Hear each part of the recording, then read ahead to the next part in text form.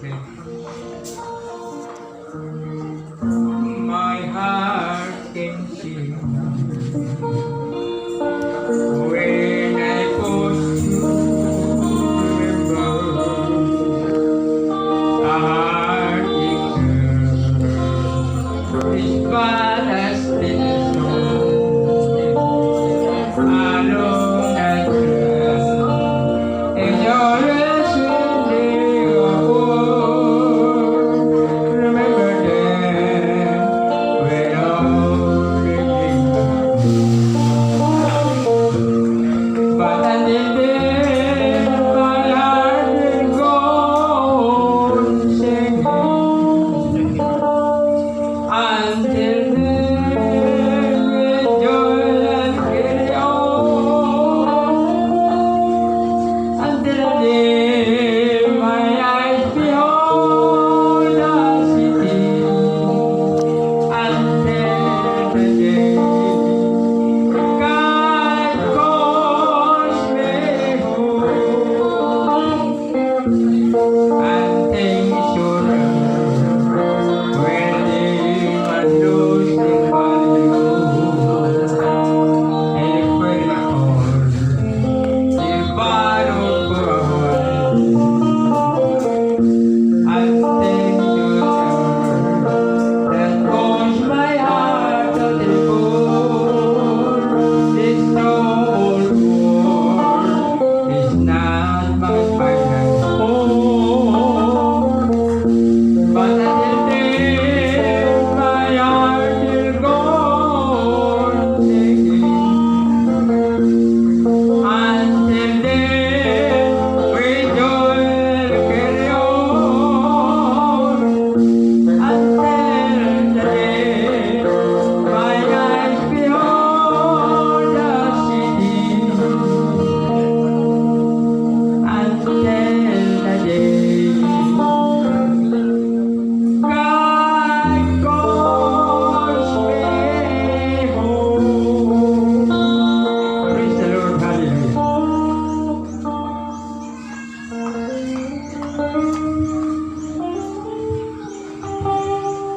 Salamat sa tingog mo. Huwag akong ihangyo si Sister Maricel sa pag-usahan.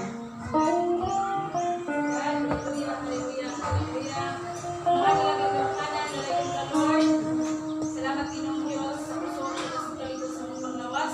Ginoong Diyos, makahimo kami sa mga ibulong sa matag-adlaw at Lord. Isan pa Lord sa among kining sa lipayan ng bahin Ginoong Diyos. Lord, ka magapanalangin ka namo Ginoong Diyos.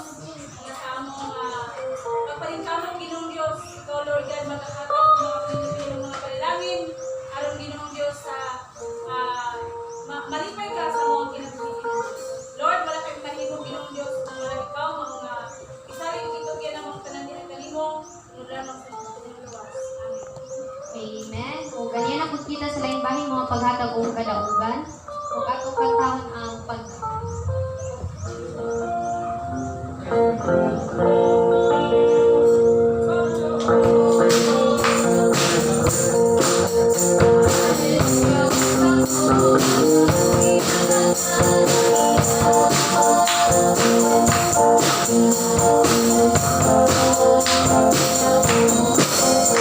isa kung may kadaugan, magindog lang. Dalay ko ng ngalan ng Ginoo, salamat sa Ginoo.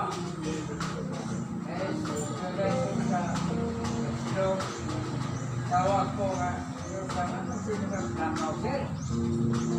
Kaya ko rin, nakawala ko, kung wadi ko rin, yan, kasi nakulawas. Pulo, pagkita ko, mag-isip ko, kung hindi nga malawas, mag-isip ko. Ano yung mo, sir? Kuha ko na ba yan, sir, ha? Kaya ako, sa itin mo, kaibigan. Kaya mga tao, pinatay mo na. Una, sir. Ina, ayaw mo anak ha, ayaw ina, ayaw pagmangko. Araw tabangan ka. Ayaw ko kaya siya. Anak ninyo na, araw free ka kunti. Gago, nakapay. Parang pusidig na. Pusidig na po, dalay yung ka lang sige salamat. Ikaw ba pa doon ako dito, ako piliti. Hindi ka sama yan si Bagat, sinta naman. Oo, sinta. sa dili pa ko ang kong anak ang anak sa sigurado maabot ko katos sigurado sa baba ang pangayo sa aircon sinta ang dili sa bao-bao 50 so karon kay nakasakay ako mo lapas sinta nagkita na ako magpintikan sa mayahay si baba ko amit dili sa dali ko na Amen. Okay, isa pa. Ano yung mga kauban?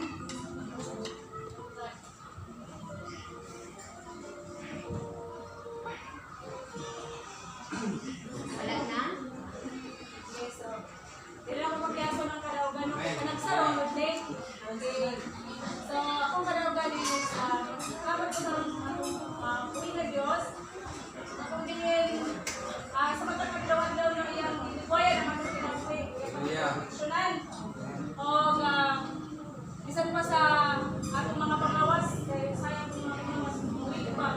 So, salamat sa kuwi na Diyos na hindi na iyan hapon lang ipanalanginan hapon sa mataglawan daw. O, bisan pa akong anak diya kay Tobe Davao. Ilauro ko mo. Abi man ako kanang bakasyon ba sa dito niya ako kini ang plano ng bakasyon ba niya. Sa dihang nga kanaang plano naman naman siya nga dito na siyang eskwela.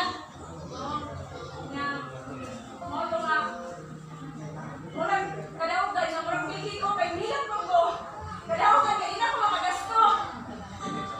Pero kami kay grabe na akong gawin na kasi hiyan ako paasi papa.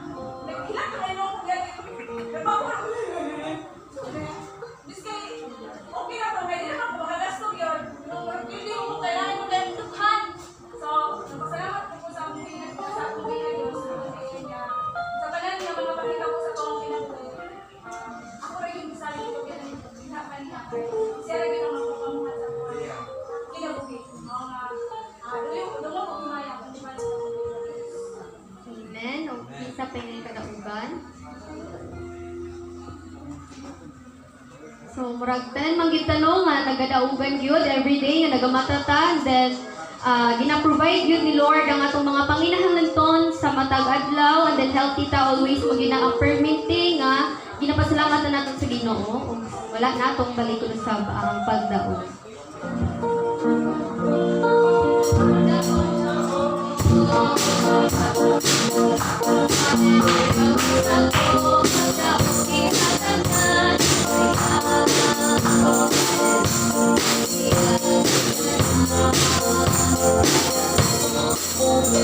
Karon, damo nato ang atong mga dalunggano alang sa pagpaminaw sa pulong sa atong Ginoo nga pagadalon ni Pastor Samuel Kitoriano.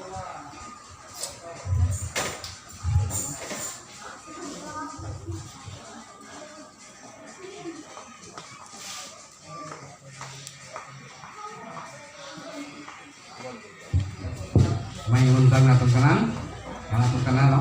Sunan. Karon sa ato ang higay-kayunan nga magayusa ta nga makamino sa pulong sa Dios.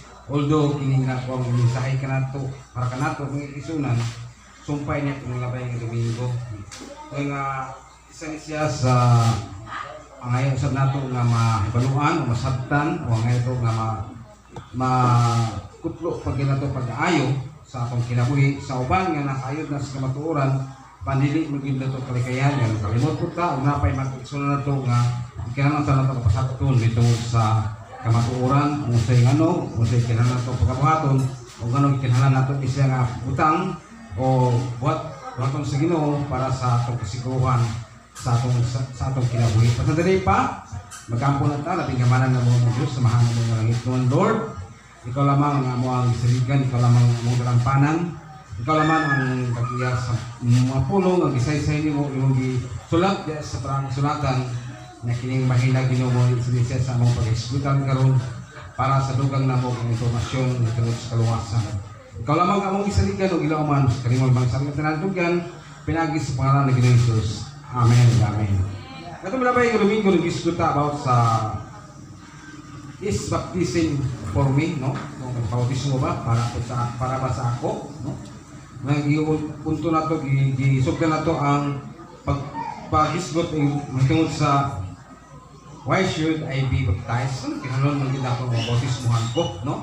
Muna yung mga punto nga itong gisugutan niya ito yung labay nga Domingo na kay tulungan ni kapunto nga ako ang gisulat din napay duha nga ito may suguti.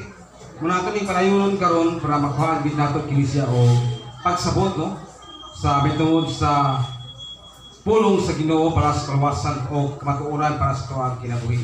Although nag-isugot na sa school kanina, may tungod sa patay ang pagtuo kung walay binuhatan, no? Now, isa ni sa gusto ko ito mo explain. Ayun ko sa kukulingon mo niya na lang kay mabilis magyapon sa tuwang hatag ang mensahe, no? Kay nag-isgot na about sa pagtuo. Mapatay siya kung wala siya maayo nga buhat, no? Muna rin kabuntagon mag-igsunan. Ito malabay nga namin nag-isgot na kita una sa why should I be baptized, no? Ito na may kuman. Tungkol kay kailangan naging sa Ginoo ang bautismohan ta. Tungkol kay sugo o gina ni Kristo. Yung mga siya nga yung kita gusto tang ulawat sa Ginoo, mahimot ang example sa Ginoo, mahimot ang ehemplo sa mga tao na sa palibot nato, mga nga maga-bautismo ta sa tubig ug sa Espiritu. Yung manyana, mapakita ta yung mas ka magtotoo, ato ipakita gyud ang atong pagkamasinugtanon diha kaniya. Nya mao ni isa sa mga ipasabot po nga kung kita nabautismo na sa tubig sa Espiritu, na mga punto nga ang ngayon ito kabaluan, kinahanglan nga mutuman ta, o musanong ta, musugot ta, kung sa ang sugo ni Jesus Christ sa ito ang kinabuhi. Kung ito yung panahon na, wala ito mahuman ang duha o ikatulog, ito yung tapuson ko ron para nga mahuhaan pa na ito o pagkaroonaan sa itong kinabuhi. No, nalipog mo ganina po, no, na may mga explanasyon, yung mga o sa sabot niya na nga mapatay ang pagtuo kung walay maayo nga buhat, no? Ato ni siya kusig pinaagi nini makuha na to ni pagturunan pod sa anang apunto sa ato ang kinabuhi. Mingon tas kung kulingon sa magila ipaagi. Aron nga mahimot ang dili mahimong mapatay ang atong pagtuo. Kaya gis itong kung wala ni maayo pud nga buhat, no? Usa itong buhaton nga sa atong kinabuhi karon nga nangalagad naman ta kang Kristo. Ato naman siyang ilang nga Dios sa itong kinabuhi, mahimosab na siya nga ang imong kinabuhi walay bili at mga sa Ginoo. Kung dili ka mo surrender nga to sa Dios o pilagi sa imong pag-surrender mo na application po sa imong kinabuhi, kinahanglan gid nga mapabautismo ka sa tubig sa Espiritu, no? Kung mayon nagpulsuri to gid na siya, kung may hinsulat gyud sa balang kasulatan, kung itong balik-balikon ang may tungod sa pagpagkatao pag-usap, no? Usa ni kapunto nga masabtan din nato, nagikinhanglan gid kinato nga atong angayan nga buhaton, no, sa atong kinabuhi ingon nga mangalagad ta o gusto mangalagad pa diha sa Ginoo.